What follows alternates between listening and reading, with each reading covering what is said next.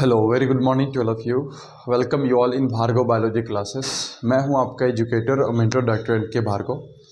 जैसे कि हम लोग पिछले क्लास में जो है sexual reproduction in flowering plants जो चैप्टर था उसको होल कंप्लीट कर चुके थे, और आज जो है हम लोग एक न्यू चैप्टर शुरू करने वाले हैं जिसका नाम है ह्यूमन रिप्रोडक्शन।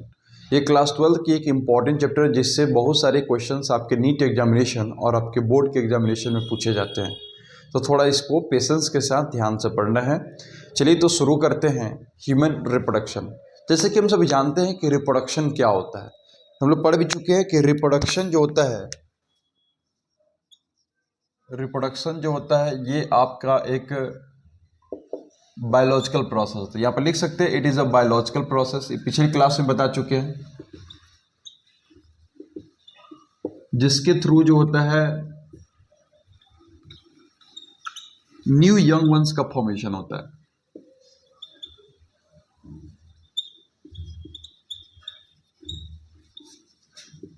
जिसके थ्रू न्यू यंग वंस का फॉर्मेशन होता है, और ये जो होता है इसके पेरेंट सेल से होता है थ्रू फ्रॉम पेरेंट सेल। ये जो होता है हम लोग रिप्रोडक्शन के जनरल डेफिनेशन देख चुके हैं। तो इसमें हम लोग रिप्रोडक्शन में चर्चा भी किया था, दो तरह का आपका रिप्रोडक्शन देखने को मिलते हैं। पहला जो होता है उसे हम लोग बोलते हैं असेक्सुअल रिप्रोडक्शन। पहला जो देखे थे इसे हम लोग असेक्सुअल रिप्रोडक्शन बोले थे, और दूसरा जो देखे थे इसे हम लोग बोलेंगे सेक्सुअल रिप्रोडक्शन। ये तो हम लोग देख चुके हैं, लेकिन हम लोग को इस चैप्टर में इस जो है असेक्सुअल रिप्रोडक्शन संबंधित चर्चा नहीं करना है। सिर्फ और सिर्फ हम लोग को सेक्सुअल रिप्रोडक्शन के बारे में ही बात करना है। तो ह्यूमन बींग्स में जो आपका रिप्रोडक्शन होता है वो सेक्सुअल रिप्रोडक्शन होता है। यहाँ पर लिख सकते हैं कि human beings are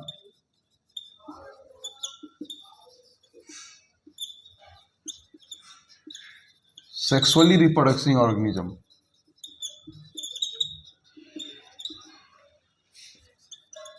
sexually reproducting viviparous.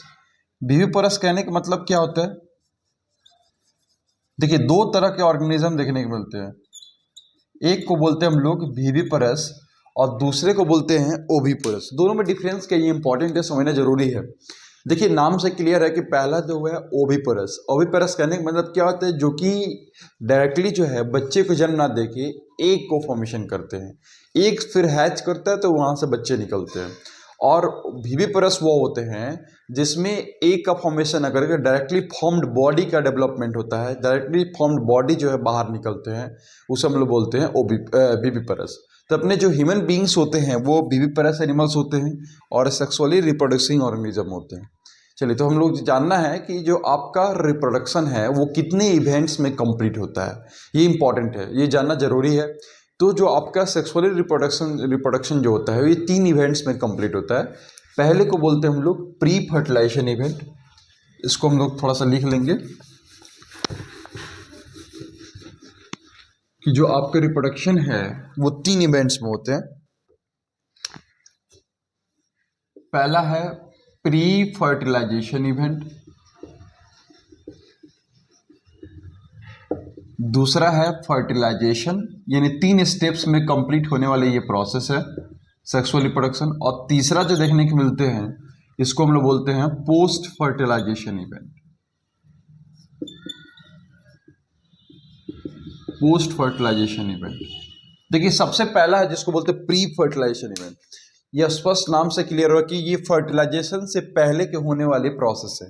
अब फर्टिलाइजेशन से पहले हमारे ह्यूमन बॉडी में क्या होते हैं, तो इसमें इंपॉर्टेंट चीज होते हैं गैमेट्स का फॉर्मेशन होना, जिसको हम लोग बोलते हैं गैमेटोजेनेसिस, और उसके बाद का प्रोसेस होता है गैमेट्स का ट्रांसफर होना। ये 2 प्रोसेस जो है, गैमेट्स का फॉर्मेशन जिसे गैमेटोजेनेसिस बोलते हैं और गैमेट्स का ट्रांसफर होना, ये प्री फर्टिलाइजेशन इवेंट में आते हैं। और पोस्ट फर्टिलाइजेशन इवेंट में दोनों गैमेट्स का फ्यूजन आता है, और फर्टिलाइजेशन में आपके दोनों गैमेट्स का फ्यूजन आता है, और पोस्ट फर्टिलाइजेशन इवेंट में जो आपके गैमेट्स के फ्यूजन होते हैं ये फर्दर आगे जो जाइगोट का फॉर्मेशन, और जाइगोट से फिर एम्ब्रियो का फॉर्मेशन, एम्ब्रियो के बाद इम्प्लांटेशन, इम्प्लांटेशन के बाद 9 मंथ 6 डेज के बाद पैटर्नेशन और डिलीवरी का समय देखने को मिलते हैं।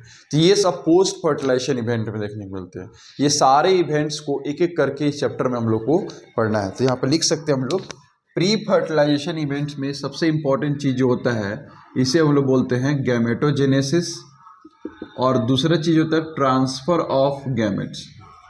ट्रांसफर ऑफ गैमेट्स, ये गैमेट्स जो होते हैं मेल बॉडी से फीमेल बॉडी में ट्रांसफर देखने को मिलते हैं सेक्सुअल इंटरकोर्स प्रोसेस के माध्यम से। और दूसरा है फर्टिलाइजेशन यानी fusion of male and female gametes. Fusion of male and female gametes, इसको हम लोग बोलते हैं फर्टिलाइजेशन। और तीसरा जो हम लोग का प्रोसेस है जिसको बोलते हैं पोस्ट फर्टिलाइजेशन इवेंट, इसमें जो है हम लोग को जो है जाइगोट का फॉर्मेशन होना, एम्ब्रियो का फॉर्मेशन होना, इम्प्लांटेशन होना, उसके बाद जो होता है fertilisation and delivery, fertilisation and lactation. ये सारा जो प्रोसेस है ये पोस्ट फर्टिलाइजेशन इवेंट में आते हैं। तो आई होप आप लोग क्लियर हो गया कि रिप्रोडक्शन जो 3 स्टेप्स में कंप्लीट होते हैं, pre fertilisation event, fertilisation event, post fertilisation event. Pre fertilisation event fertilisation से पहले की होने वाली घटना है जिसमें गैमेट्स का फॉर्मेशन होता है जिसे हम लोग गैमेटोजेनेसिस बोलते हैं। और इसके साथ साथ जो गैमेट्स का फॉर्मेशन होता है फिर उसको ट्रांसफर होता है मेल बॉडी से फीमेल बॉडी में। दूसरा है फर्टिलाइजेशन जिसमें मेल और फीमेल गैमेट्स जो आपस में फ्यूज होते हैं। और तीसरा जो है हम लोग को इसमें पढ़ना है जाइगोट क्या होते हैं, एम्ब्रियो का फॉर्मेशन कैसे होता है, इम्प्लांटेशन क्या होता है, फर्टिलाइजेशन एंड डिलीवरी क्या होते हैं और लैक्टेशन क्या होता है। ये सारे स्टेप्स कंप्लीट होने वाले हैं। तो इस चैप्टर को हम लोग कुछ सेगमेंट्स में बांट कर डिवाइड करके पढ़ने वाले हैं। उन सारे जो है टॉपिक्स का हम यहाँ पे चर्चा कर ले रहे हैं मिटाना चाहेंगे। आई होप ये इवेंट्स ऑफ रिप्रोडक्शन आप लोग समझ रहे हैं, सेक्सुअल रिप्रोडक्शन। अगर हम बात करें रिप्रोडक्शन में टॉपिक्स की तो सबसे पहले हम लोग पढ़ेंगे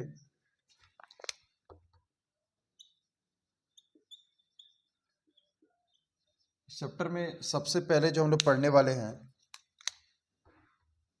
वो है मेल रिप्रोडक्टिव सिस्टम, कि ह्यूमन बॉडी में जो मेल वाला बॉडी उसमें रिप्रोडक्टिव सिस्टम कौन कौन से होते हैं।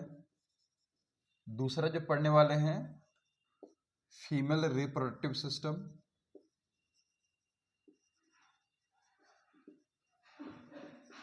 तीसरा जो हम लोग टॉपिक पढ़ने वाले हैं ये आपका गैमेटोजेनेसिस, जो कि एक मोस्ट इंपॉर्टेंट टॉपिक है। चौथा जो हमारा टॉपिक है वो है मेंस्ट्रुएशनल साइकिल।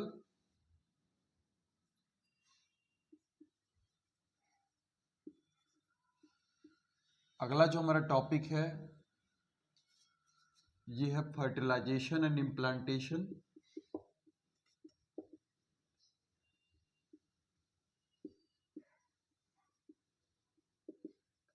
उसके बाद हम लोग पढ़ने वाले हैं फर्टिलाइजेशन एंड लैक्टेशन।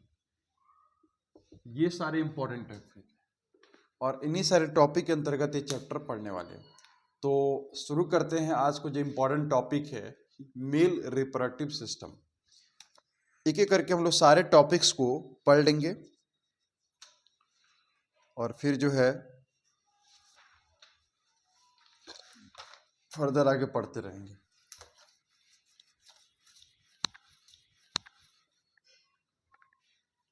तो हेडिंग देंगे आज का इंपॉर्टेंट है मेल रिप्रोडक्टिव सिस्टम।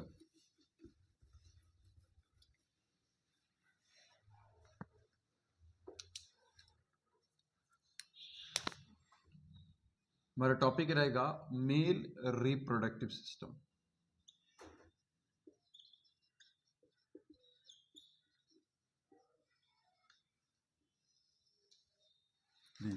तो मेल रिप्रोडक्टिव सिस्टम क्या होता है? मेल के अंतर्गत जो भी ऑर्गन्स पाए जाते हैं जो कि रिप्रोडक्शन में भाग लेते हैं उन सारे ऑर्गन्स के कॉम्बिनेशन को हम लोग बोलते हैं मेल रिप्रोडक्टिव सिस्टम। इसमें दो तरह के आपके रिप्रोडक्टिव सिस्टम देखने को मिलते हैं। एक युवा होते हैं जो कि बर्थ के साथ जन्म के साथ ही प्रेजेंट होते हैं, जो कि मुख्य भाग निभाते हैं, मुख्य रोल निभाते हैं उसमें, उसे हम लोग बोलते हैं प्राइमरी सेक्स ऑर्गन। और दूसरे जो होते हैं उसे बोलते हैं हम लोग सेकेंडरी सेक्स ऑर्गन। तो हम लोग को ये भी जानना है कि प्राइमरी सेक्स ऑर्गन कौन कौन से हैं और सेकेंडरी सेक्स ऑर्गन कौन कौन। इसके साथ साथ जो है एक ग्लैंड भी पाया जाता है, ठीक है, जो कि जो है आपके कुछ सेक्रेट करने काम करता है जस्ट लाइक अ हार्मोन्स। तो हम लोग जानेंगे कि आपका जो है मेल में जो आपके सेक्स ऑर्गन है इसको हम लोग दो तरह से डिवाइड कर सकते हैं। एक पहला जो है इसको बोलते हैं हम लोग प्राइमरी सेक्स ऑर्गन, और दूसरा जो हम लोग बोलेंगे इसे बोलेंगे हम लोग सेकेंडरी सेक्स ऑर्गन। और बात यह है कि प्राइमरी सेक्स ऑर्गन कौन कौन से ऑर्गन इन्वॉल्व है और सेकेंडरी सेक्स ऑर्गन में कौन कौन से ऑर्गन आते हैं। तो प्राइमरी सेक्स ऑर्गन वैसे ऑर्गन आते हैं जो कि जन्म के साथ ही प्रेजेंट होते हैं। तो इसमें हम कह सकते हैं कंजेनिटली प्रेजेंट ऑर्गन, यानी वैसे ऑर्गन जो हमारे जन्म के साथ ही प्रेजेंट होते हैं। इसको हम लोग नेसेसरी सेक्स ऑर्गन भी कह सकते हैं क्योंकि ये बहुत इंपॉर्टेंट है, also known as necessary sex organ.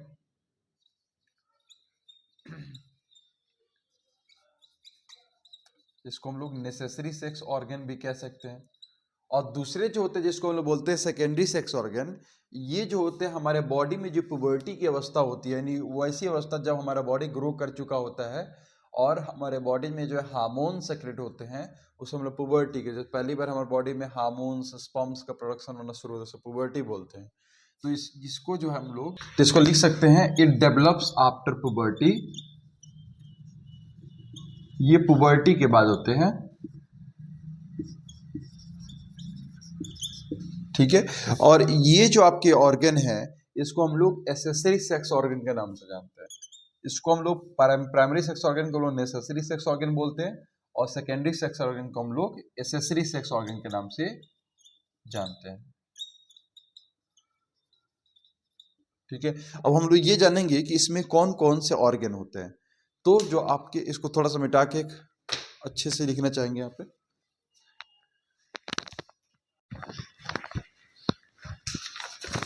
तो हम लोग जानेंगे कि प्राइमरी सेक्स ऑर्गन में कौन कौन से ऑर्गन है और सेकेंडरी सेक्स ऑर्गन में कौन कौन से ऑर्गन है। मैं इसे यहाँ पे मिटाना चाहूंगा। देखिए प्राइमरी सेक्स ऑर्गन में एक इंपॉर्टेंट ऑर्गन है जिसका नाम है टेस्टिस, जो कि सेकेंडरी सेक्स ऑर्गन में आपके जो है तीन तरह के देखने को मिलते हैं। पहला एक डक्ट, दूसरा जो होता है उसे बोलते हैं हम लोग ग्लैंड्स, और तीसरा जो इंपॉर्टेंट उसे बोलते हैं हम लोग पेनिस। तो सबसे इंपॉर्टेंट चीज है इसमें जो प्राइमरी सेक्स ऑर्गन में आता है ये होता है हमारा टेस्टिस, जो कि मेल में एक इंपॉर्टेंट गोनेड्स है। ये एक हार्मोन भी प्रोड्यूस करने का काम करता है और आपके गैमेट्स भी प्रोड्यूस करने का काम करता है, जिसे हम लोग बोलते हैं स्पर्म्स। हम लोग डिटेल्स इसके बारे में अध्ययन करेंगे, फिलहाल एक हम लोग रफ स्केच देख लेते हैं। और जो आपके सेकेंडरी सेक्स ऑर्गन यानी एसेसरी सेक्स ऑर्गन में आते हैं, ये आपके तीन तरह के आते हैं। इसमें आपके तीन तरह के देखने को मिलते हैं। पहला एक जो आता है इसको बोलते हैं हम लोग डक्ट सिस्टम, यानी जिसमें सिर्फ और सिर्फ जो है आपके नाले नली देखने को मिलते हैं, डक्ट लाइक स्ट्रक्चर पाथवे देखने को मिलते हैं, उसे हम लोग बोलते हैं डक्ट सिस्टम। और दूसरा जो इंपॉर्टेंट है उसे हम लोग बोलते हैं ग्लैंड्स, और तीसरा जो है उसे बोलते हैं हम लोग पेनिस। इसे हम लोग डिवाइड करने के अलग अलग पैमाने हो सकते हैं, अपने अपने हिसाब से बहुत सारे तरह से क्लासिफाई कर सकते हैं। तो देख सकते हैं कि मेल रिप्रोडक्टिव सिस्टम को दो पार्ट्स में डिवाइड कर सकते हैं, primary sex organ and the secondary sex organ. Primary sex organ में आपके इंपॉर्टेंट ऑर्गन जिसे बोलते हैं हम लोग टेस्टिस, और सेकेंडरी सेक्स ऑर्गन में आपके तीन तरह के आते हैं। पहला डक्ट सिस्टम, दूसरा ग्लैंड्स, और तीसरा जो इंपॉर्टेंट आता है इसे बोलते हैं हम लोग पेनिस। तो जो आपके डक्ट सिस्टम में कौन कौन से आते हैं, ग्लैंड्स कौन कौन से आते हैं, और पेनिस में तो एक सिंपल सा मस्कुलर ऑर्गन हो जाएगा, वो लोग जानेंगे। इसे मिटा के थोड़ा सा यहाँ पे लिखना चाहेंगे कि आपके डक्ट सिस्टम में कौन कौन से आते हैं।